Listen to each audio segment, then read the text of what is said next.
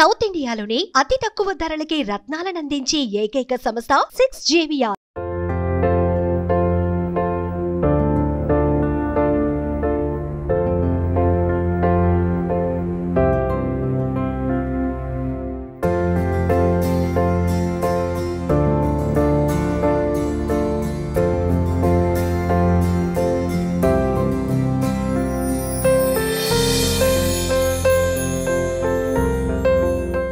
సందేశం ఏం లేదమ్మా, మీ డ్రెస్ కోడ్ బాగుంది, మరి మీ అందరూ డ్రెస్సు చూడంగానే సంతోషం అనిపిస్తుంది. ఇట్లా డ్రెస్ కోడ్ ఉన్న వాళ్ళతో 1,00,000 మందితో మీటింగ్ పెట్టుకుందాం మనం పరేడ్ గ్రౌండ్లో. మిమ్మల్ని అందరినీ మెప్ప సెర్పు నుంచి కష్టపడే మిమ్మల్ని అందరినీ చూస్తే మా కష్టాలు కూడా మర్చిపోతాము.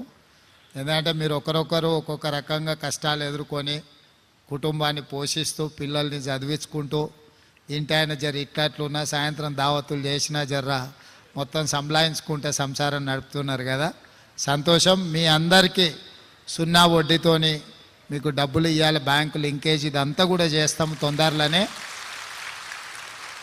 అదేవిధంగా స్కూళ్ళ పిల్లలకు బట్టలు కుట్టేది కూడా మొత్తం మా అధికారులకు చెప్పిన, మీ సంఘాలకే ఇవ్వండి అని చెప్పిన.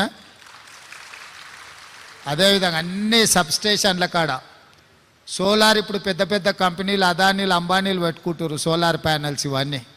నేను మొన్ననే మాట్లాడిన మా చీఫ్ సెక్రటరీ గారితో, ఎక్కడికక్కడ లోకల్గా సబ్స్టేషన్ల కాడ సోలార్ ప్యానెల్స్ పెట్టి కరెంటు మీరే ప్రభుత్వానికి సరఫరా చేసేటట్టు మంచి వ్యాపారం మీకు చెయ్యాలని చెప్పి దాని విధి విధానాలు కూడా తయారు చేయమని చెప్పిన.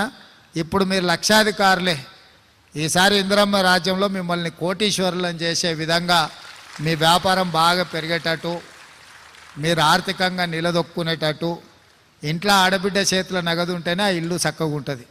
ఇంటైన చేతులు ఉంటే సాయంత్రం బెల్ట్ షాప్కి ఇచ్చి వస్తాడు, అంతేనా? నిజమా కాదా? మీరు ఏమైనా మిగిలించుకున్నా కూడా గుంజుకపోతాడు. అందుకే ఏంటంటే మొత్తం మీ చేతుల్లో ఉండేటట్టు రాబోయే రోజుల్లో ఇందిరమ్మ ఇండ్లు కూడా మొత్తం ఆడబిడ్డల పేర్ల మీదనే ఇవ్వాలని తీసుకున్నాం. ఈయన పొన్నం ప్రభాకర్ సార్, ఈయనకోసారి సప్పట్లు కొట్టురు, ఎందుకో మళ్ళీ చెప్తా. ఆర్టీసీ బస్సులో మీరు అందరూ ఉచితంగా టికెట్ లేకుండా ఇవాళ ప్రయాణం చేస్తున్నారంటే ఆసారే బస్సులన్నీ ఆసారివే. మీరు ఎక్కడికి పోయినా, మన ఎవరన్నా సమ్మక్క సార్లమ్మ జాతరకు పోయొచ్చిరా బస్సులో? పోవాలే కదమ్మా. యాదగిరి గుట్టకైనా పోయిరా? పోయొచ్చిరా? Very good.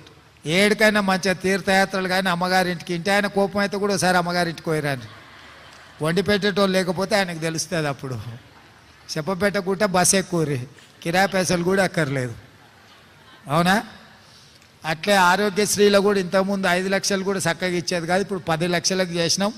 ఇంట్లో పెద్ద మనుషులకు ఎవరికైనా ఆరోగ్యం బాగాలేకపోయినా ఏదైనా కష్టం ఉన్నా 10 లక్షల రూపాయలకు రాజీవ్ ఆరోగ్యశ్రీ పెంచినాం. మొన్ననే సిలిండర్ 500కి చేసినాం, తెలుసు కదా. కట్టెల పొయ్యిని అటకెక్కించి దీపం పథకం కింద మీకు సిలిండర్ గ్యాస్ పోయి ఆ రోజు 400కి ఇచ్చారు. కేసీఆర్ సారు మోడీ సార్ కలిసి 1200 చేశారు. కానీ మళ్ళీ సోనియా ఆడబిడ్డలకు కష్టం రావద్దని 500కే సిలిండర్ మీకు ఇచ్చేటట్టు చేసినాం. సిలిండర్ పథకం కూడా అమలైంది.